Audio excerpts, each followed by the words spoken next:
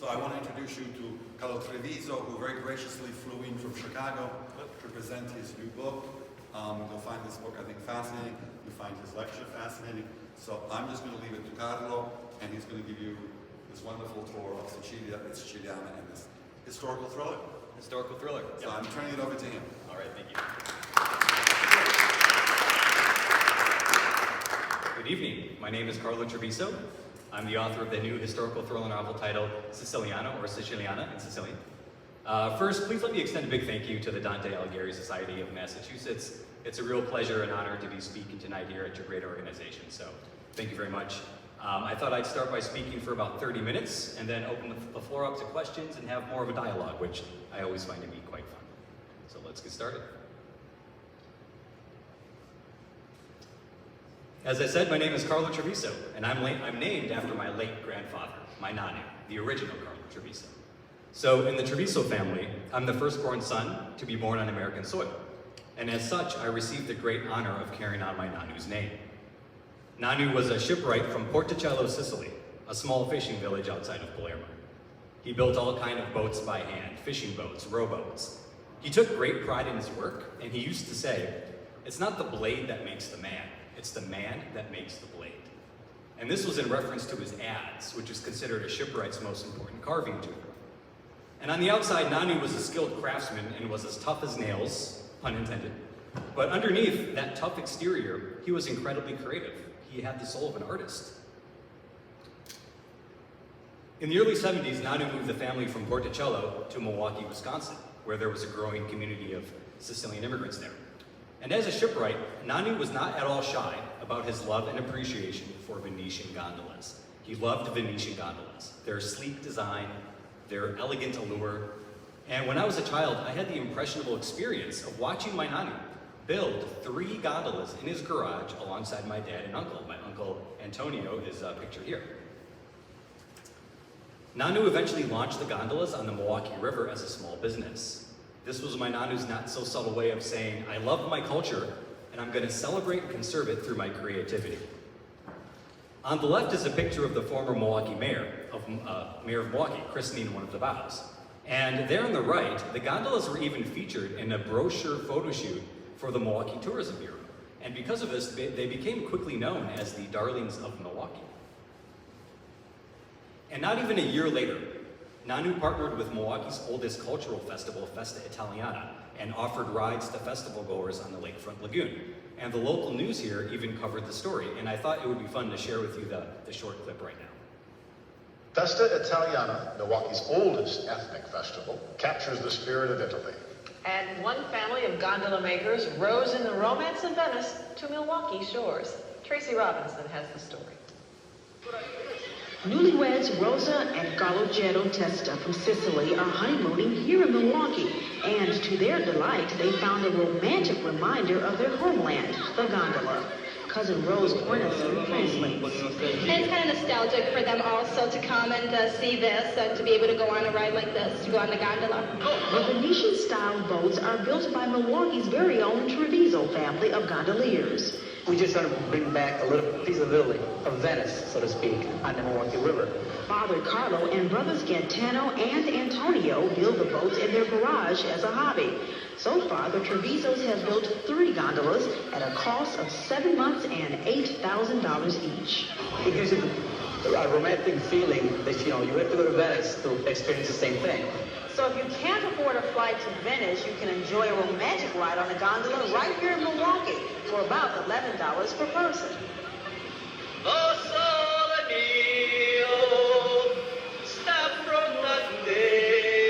The Trevisos say they witnessed dozens of marriage proposals on the gondolas, and for newlyweds Rosa and Galogero, the gondola is a romantic ride they wish they could take all the way back to Italy. Tracy Robinson, TV6 News, Milwaukee. Oh, what a voice. What would a gondola ride be without somebody singing, right? So this is a photo of my 2 younger sisters and I sitting in one of those gondolas shortly after they first launched. And sitting there in that red velvet seat, little did I realize that witnessing my nanu accomplish such an inspiring feat would instill in me certain values that I would carry with me for the rest of my life. Like a young squire being knighted by the old master, my Nanu instilled me with the values of celebrating our culture through acts of creativity and conservation. It would then become my oath as a true Sicilian knight to follow in his footsteps and live out these values. When I was 12 years old, I wrote and published my first novel. It had a print run of 1 copy, written by hand in blue ink, and bound together in 3 spiral notebooks complete with chapter headings and illustrations. The novel was titled The Fantasy. It was a historical thriller, obviously, and you seemed like a great crowd, so I thought it might be fun to do a little 30-minute dramatic reading for you today, but perhaps I'll save that for a future talk. As I mentioned, I'm the first-generation son of a Sicilian immigrant family, and growing up, when I would mention my Sicilian heritage to anyone unfamiliar with its past, the typical response usually had some use of that notorious M word. Oh, like the mafia, hey, Godfather. I mentioned Sicily in literature or film, and one might imagine that aging Don stroking a white cat or a low-level mobster running a casino. And more often than not, Sicilians are portrayed in popular entertainment in a negative context: gangsters, grifters, hustlers. And I always thought that my Sicilian heritage deserved better than how it was depicted in popular entertainment and the media. So, as a lifelong lover of fiction and cinema, I decided that the only way to confront these negative perceptions was to change the narrative altogether. As Joseph Campbell once said, if you want to change the world, change the story. Enter the historical thriller novel, Siciliana. I decided to write a novel about Sicily that had nothing to do with the mafia. I wanted to tell a new kind of story, a story that transported the reader to 13th century Sicily, to chronicle a turbulent and brutal period in the island's history, while celebrating the courage, culture, and heritage of its people. So through a rich blend of imagination and actuality, I set out to depict a vivid account for the struggle of the Sicilian nation, or as I say in the book, an exquisite realm of forbidden knights, forgotten fortresses, and fallen kings. I'd like to take you now to a very specific date in Sicilian history. So Siciliana takes place in the year 1282 AD, and at that time, the French occupied Sicily. As you may know, Sicily's been conquered by every civilization in the Mediterranean, from the Greeks to the Romans, the Arabs to the Normans, and by 1282, this was the French, or Angevins as they were called. And the Angevins were very abusive. There were a lot of cases of rape and molestation, very vulgar acts of violence against the Sicilian people. But that all changed on March 30th, the evening of the Easter Vigil, known as Vespers. As the Sicilian people came together in Palermo, the French soldiers they showed up drunk, belligerent. They essentially crashed the party. They started bullying the men, molesting the women. And the legend goes that one woman allegedly took out her stiletto blade, which was a type of short sword. She stabbed a French soldier, and she cried, "Morano li Francesi," or "Death to the Angevins." And at that moment, all of the Sicilians of Palermo took out their blades and cried, "Death to the Angevins." And what preceded was a very intense uprising in the city, where the people of Palermo essentially slaughtered 2,000 French soldiers, men, women, anybody who spoke French. There was a fatal verbal test that the Sicilians would conduct to root out hidden French citizens. They would cry, "Say ciccioli," or chickpea. And if a French accent was detected, the person's throat was slashed ear to ear. It was a complete, brutal massacre, which turned into a larger revolution across the entire island. The dramatic uprising became known to history as the Sicilian Vespers. And for a brief moment in time, the Sicilians actually took back the island from the French. That is until the Spanish eventually came in and conquered them again, unfortunately. Now, as I mentioned, I grew up with 2 younger sisters and was surrounded by a lot of strong women in my family. I have a huge respect for the strong female hero, and I decided that I wanted Siciliana to be told through a distinctly feminist lens, by centering that story around the woman who sparked the Sicilian Vespers uprising. So Siciliana tells the harrowing tale of a young woman named Etna Vesperi, born the daughter of a revered Sicilian knight. Her name pointedly suggesting Mount Etna, the Sicilian volcano, ready to blow. As a child, Etna witnesses the destruction of her father's vineyard by Angevin soldiers and escapes with her life. But it's not until years later in Palermo, as the evening bells are tolling for Vespers, when Etna, of the volcanic spirit, is confronted by a nefarious Angevin sergeant and faced with an overwhelming choice. A choice that would transform her into a fearsome force who inspires the Sicilian people to revolt against the Angevin regime at all costs. A choice that will connect her ever more deeply to her home, its people, and the meaning of family. It's here, in her darkest hour, that this dauntless Sicilian woman steps out of obscurity and into the pages of history.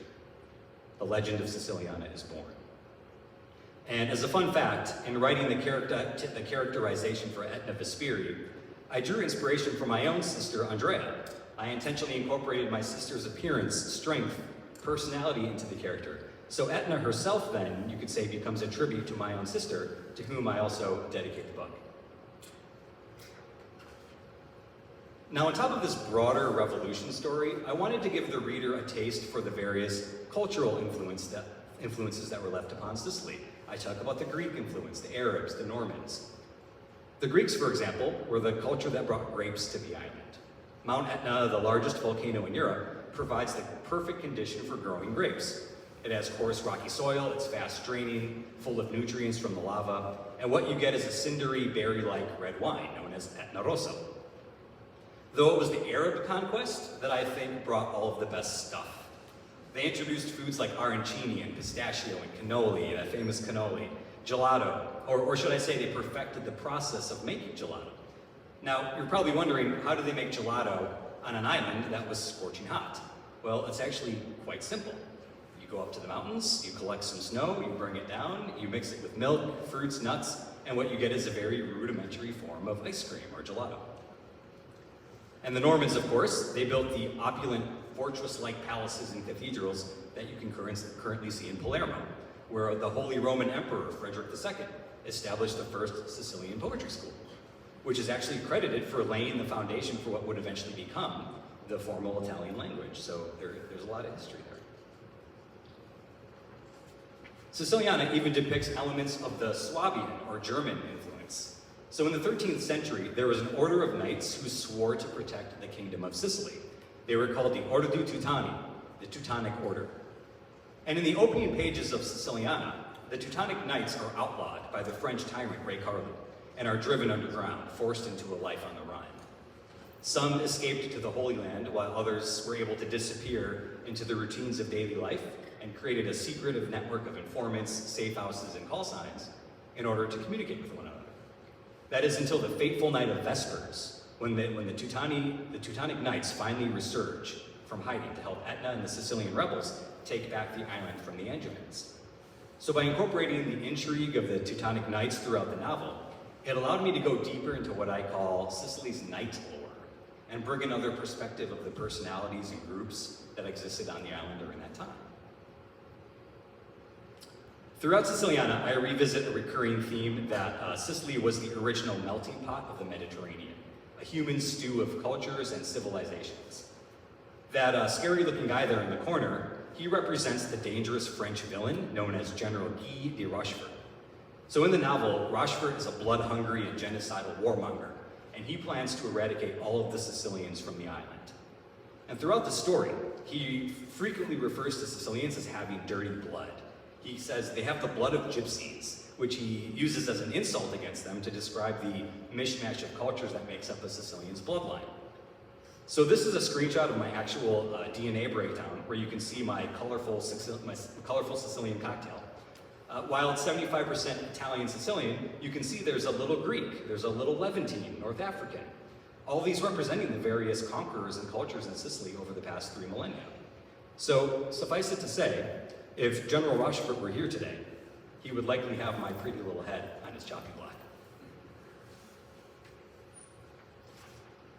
So one of the first comments I hear from new readers is about the novel's book cover. They say, you have this really intriguing book cover with this horrifying image of Medusa. What's that all about? And basically what the cover represents is a modernized interpretation of the Sicilian flag. So as part of Siciliana, I wanted to give the reader a taste for how this flag could have come into existence. There's not a lot of historical record about who designed this flag or where it really came from, so I used the opportunity in the book to have Etna Vesperi, the Siciliana, essentially design the Sicilian flag as she's going through her journey. Because at that time, Sicily was kind of tribal. People were spread out by villages. There wasn't a real sense of unification. And Etna decides on her journey, you know what, Sicily needs an identity, and I'm going to create a flag for us that we can wave when we head out to face the French in battle. And as the story progresses, you get the various breadcrumbs of how that flag was created, which I tie into the various narrative themes that are explored in the novel. Medusa, as you know, is an ancient Greek character, the maiden turned monster turned myth, much like Siciliana herself. And in the original story, Medusa was a beautiful Sicilian woman. And the story goes, she was taking a walk one day along the shore when Poseidon, the god of the sea, saw her, thought she was so beautiful, and said, I must have her, and he accosted her. Now, Medusa was eventually rescued by Athena, the goddess of wisdom, but this is where the story gets funny. So as a punishment to Poseidon, she turns Medusa into a demon. So she turns Medusa into a demon, but that was actually an act to protect her. She gave her snakes for hair and a power to turn men into stone, which was meant to actually protect her from all of these bad men trying to come after her. And as such, Medusa eventually became a symbol of protection against evil. So if you go to Sicily today, you'll see a lot of imagery of Medusa on vases and cloths, and that's because she's considered a totem to help ward off evil. With the Triskele, there are essentially two meanings behind this symbol. The first meaning is that it represents the 3 points of the island of Sicily. So as you know, Sicily is an island, that's essentially a triangle. But there's another more dramatic meaning behind this. So in the Mount Etna region of Sicily, there's a term they use that's called simu sufarum, which means we are nothing but sulfur. And it essentially means Sicilians are helplessly strewn about the earth like sulfur from a volcano. And in Siciliana, when Etna is a little girl, her father teaches her that she must fight that perception. He points to the 3 legs of the Triskele and reminds her that no matter where you throw a Sicilian, we will always land standing. Conquerors can keep kicking us through the annals of history, but we will always land on our feet. And that's what this symbol comes to represent. And finally, the artichoke buds. Now, this is a very controversial element to the cover because a lot of people say that those buds are actually wheat ears. Some people say that they're corn ears. And I've gotten a lot of feedback and questions about why did you include artichokes on the Sicilian flag? Wikipedia says those are wheat ears. Well, there's actually a very specific historical connotation for this. So at the heart of the book, and this is going to be a bit of a pun, is around this term called koska. And koska is Sicilian for artichoke, hence the heart. And an artichoke, as you know, has layered leafy blades over the top of it per se, protecting the fruit, which essentially is a metaphor for the Sicilian family unit. Because back in that day, everybody carried stiletto blades, which were short swords basically, and with the blade of the stiletto is how you protected your family. So when all of the Sicilians came together with their blades, they created that koska, or artichoke, of the family. So on top of this broader revolution story, you get this contemplation of what it means to be koska, what it means to be a true Sicilian family. And you might even recognize the similarities to another word, Cosa Nostra, which the mafia uses to describe themselves. And that's derived from the same concept. And if you actually look closely at an image of the Sicilian flag, I think it looks a lot more like an artichoke than it does an ear of wheat, which is longer and more feathery. So while this interpretation of the Sicilian flag might seem controversial to traditionalists per se, this is where the fun of writing novels comes in. That is, in the author's ability to take creative liberties with history for the benefit of creating compelling and impressionistic drama. So growing up, one of my favorite books was The Hunchback of Notre Dame. And there's a famous story about how the author Victor Hugo essentially wrote the novel to help save Notre Dame Cathedral, which at that time had been crumbling from neglect and vandalism over the centuries. Mr. Hugo felt that if he depicted an exciting story set in and around Notre Dame, that he could inspire the citizens of Paris to rise up and protect their Gothic heritage. He said famously to the press when he released the book, "A universal cry must finally go out to call the new France to the aid of the old." And like Mr. Hugo, it so happens that I had a very similar approach in writing Siciliana. Before I'm an author, I consider myself a conservationist. I have a deep passion for conserving history, culture, environment. I'm an active supporter and advocate of organizations like UNESCO and the World Wildlife Fund. And I wanted to incorporate that mission of conservation into the book as a sort of secondary mission. UNESCO is a program run by the UN that protects ancient heritage sites around the world against war, vandalism, destruction, and in Sicily there are actually about 7 of them.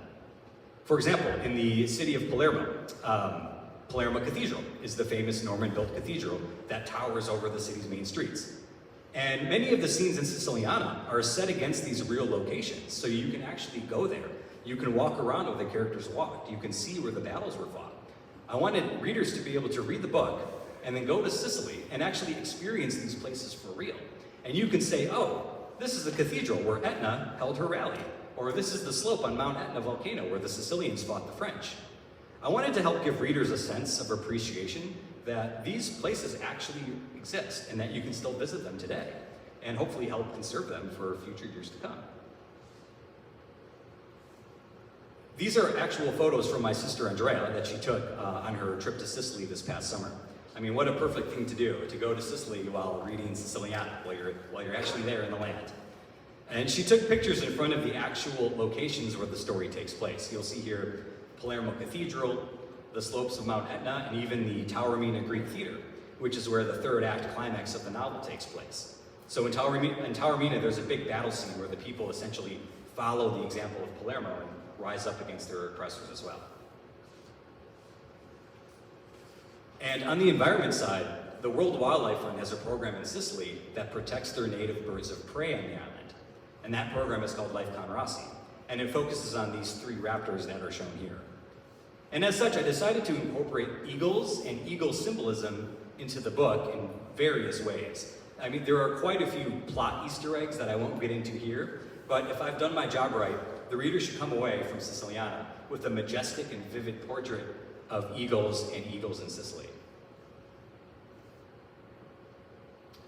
So these 2 missions, historical preservation and environmentalism, collide in a character in Siciliana known as Don Rapaci.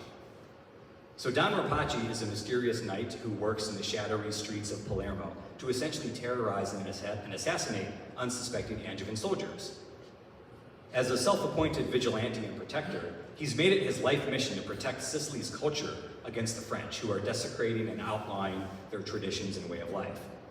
He lives in a hidden cave on Monte Pellegrino where he stores banned Sicilian artifacts like tapestries and marionettes. And he also practices falconry with his majestic companion, the Sicilian golden eagle named Rosalia. And I was not so subtle in the naming of this character. Don, of course, is the Sicilian title for lord or master, and Rapaci is Sicilian for raptor, the master raptor, so to speak. So it goes without saying that Don Rapaci might actually be my favorite character in the book. And if Etna, the Siciliana, represents my sister's spirit, I like to think that Don Rapaci represents myself. I'd like to play you now a small excerpt from the Siciliana audiobook experience. The novel was narrated by a Chicago voice artist named Lauren Etzo. I personally find her voice to be quite captivating. And in this clip, she reads a small excerpt from the novel that precedes the opening prologue, so please enjoy. April 1282. I've forgotten much about my childhood years, but I remember the lava, the roaring fountain of red, molten rock erupting from the black earth, the glowing orange serpent slithering down the flanks of the volcano, deliberately, violently. Yet in the path of its devastation came new growth from the ugly soil, new life, a new era. I am lava.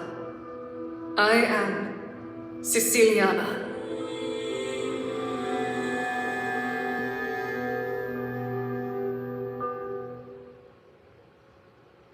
Very dramatic stuff there.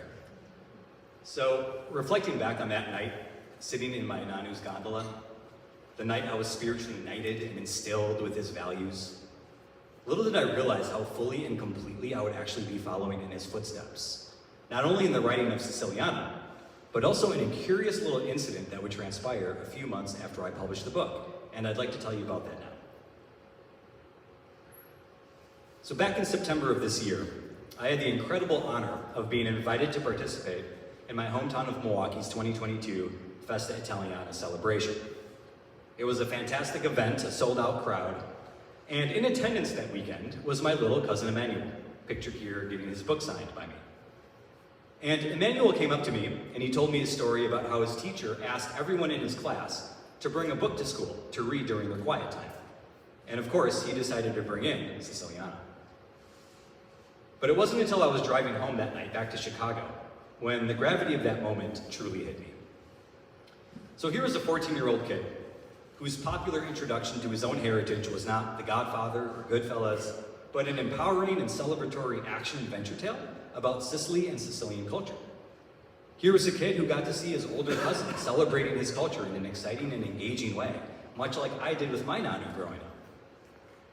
And in that quiet moment between us at Festa, everything seemed to come full circle. Here I was, now I, the old knight, knighting the young squire before me, and instilling it with the Treviso family's noble values. And so it is, I have the esteemed honor of not only carrying on my nanu's name, but also in continuing to carry on his values by celebrating our great Sicilian culture through acts of creativity and conservation. And I just hope I'm making him proud. Grazie.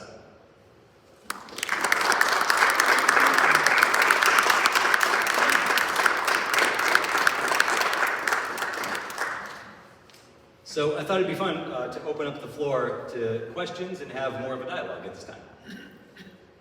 Yes? So it's probably just for coincidence, but does your grandfather's passion for gondola making come from the fact that his last name is a city, sort of like a sort of second city of Veneto, like sort of just a few kilometers from Venice itself? That's a great question. So she asked, so my last name is Treviso, and Treviso comes from the city of Venice. And the question was, is it a coincidence that my grandfather built gondolas and my name also comes from the Venice area?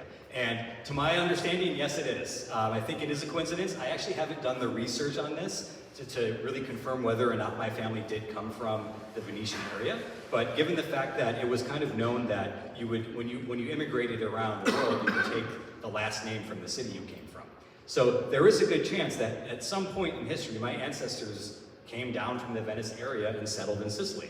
But as in terms of the gondolas, it was just an aesthetic appreciation. You know, like, why do people love what they love? Art, you know, resonates with different people in different ways. Some people like pop music, some people like country music. He just, as a shipbuilder, he just always appreciated the aesthetic and the allure of that gondola, that sleekness and like the allure, you know? Great question. Yes? The novel exists started around 1280, 1282, yep. 1282. And what's the time period, 1282 to what? So the War of the Sicilian Vespers, actually, it lasted for about a year. So 1282 to 83.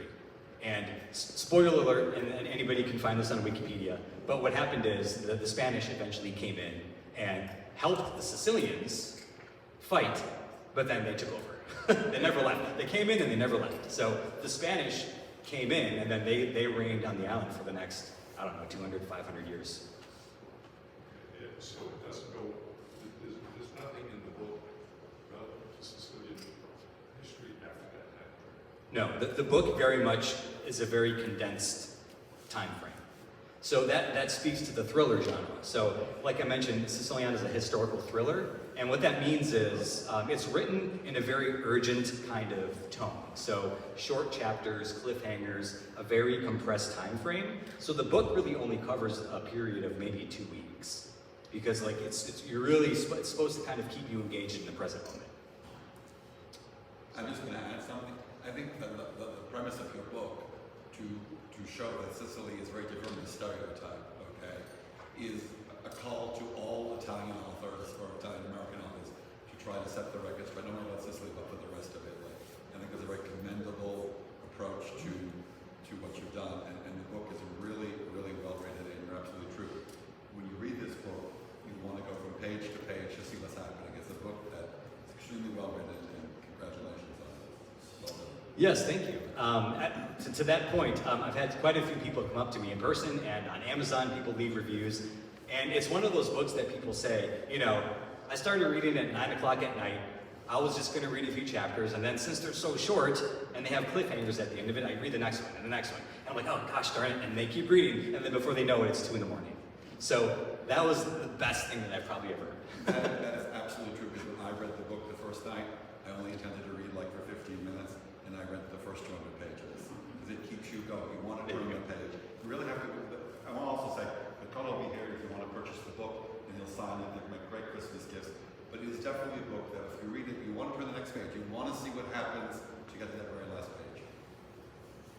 Yes, and if I can make a tonal comparison, I kind of equate it to like, it's structured very much like a novel like the Da Vinci Code, where you know you get the action adventure story, but you also get a lot of historical context. So I take a lot of care to describe the cultural influences in the book. So the architecture where the scenes take place. I feature illustrations that I showed in the presentation. I incorporate a lot of the language, a lot of the cultural background, like the marionette shows and stuff like that. So it's kind of like what do they say? You're eating your vegetables, but it tastes like dessert, kind of thing. So. Hey Frank, I'm just going to add something else. I think it's a great book for people to read about Sicily, about all of this is their heritage. It's a very quick introduction for people to go on above and beyond to learn more about the art, the architecture, the culture, the food, the wine, etc. It's a good teaser. It's a good appetizer to get people to really learn more about their culture. Absolutely. And when my sister went, so my sister went to Sicily this past summer. She took the book with her and she was kind of reading it as she was going. And the tour that she went on a tour. And it took her on the same path that the book kind of takes you on. So it starts in Palermo, you get the Vespers uprising, the rebellion starts, and then you follow the Siciliana's journey as she kind of goes through Sicily fighting the French. And the tour happened to take her on that same path. So as she was going through Sicily, she was taking these photos, and she's like, I'm at the part where Etna starts the rebellion, and now I'm at the part where Etna fights the French on Mount Etna. And she it was really interesting seeing her essentially walk in the footsteps of the characters in the book. So by the end of her trip, she was in Taormina, where in the book, that's where the climax of the book takes place, where the people of Taormina also rise up, like Palermo. So I thought that was, my sister kind of showed me, like, that's exactly what I wanted to happen. I wanted people to be able to go to Sicily on a tour by themselves and trace the footsteps of this story in a very organic way. Yeah. Do you plan to have this written in Italian? Yes, I get that question a lot. I would love to have it translated into multiple languages. That's a huge effort. Definitely something to do in the future. But yes, that is a goal, for sure. You can have it translated into Sicilian. Oh gosh. Well, I hear my dad's looking for work, so. Yes. Fantastic. I had a great appreciation for history. And what I really sensed with the Teutonic bases that you provided, and with the influx of French and then the Spanish, maybe this is why Garibaldi chose Sicily to begin the famous march and the unification of not just Sicily but all of Italy. They just said enough is enough, or as we would say, basta. Well, exactly to that point, Sicily was once considered the center of the Mediterranean.